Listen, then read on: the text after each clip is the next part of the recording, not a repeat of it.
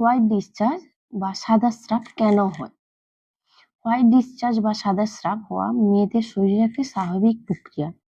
সাধারণত পিরিয়ডের আগে বা পরে, ডিম্বাণু বের হওয়ার সময় বা হরমোনের পরিবর্তনে বা গর্ভাবস্থায় শরীরে স্বাভাবিক অপরিষ্কার অবস্থায় এটি হোয়াইট ডিসচার্জটা হয়। এই ধরনের স্রাব প্রায় প্রতিটি মেয়েদের শরীরে কম বেশি তুমি দেখতে পাবে, মানে প্রত্যেক মেয়েদের ক্ষেত্রে এটা হয়ে থাকে।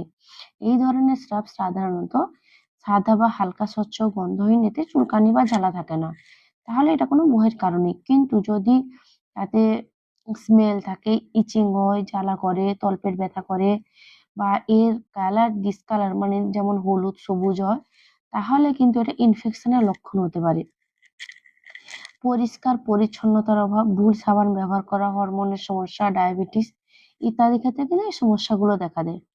এই অবস্থা অবহেলা না করে পরিষ্কার থাকা, সুতির অন্তর্বাস পরা, মানে আমরা যেটা আন্ডারওয়্যার ইউজ করি সেটা তুমি সুতির পরতে হবে। তো এবং প্রয়োজনীয় চিকিৎসকের পরামর্শ অবশ্যই নেওয়া খুব গুরুত্বপূর্ণ, আর অবশ্যই সেটা গাইনোকোলজিস্ট হতে হবে।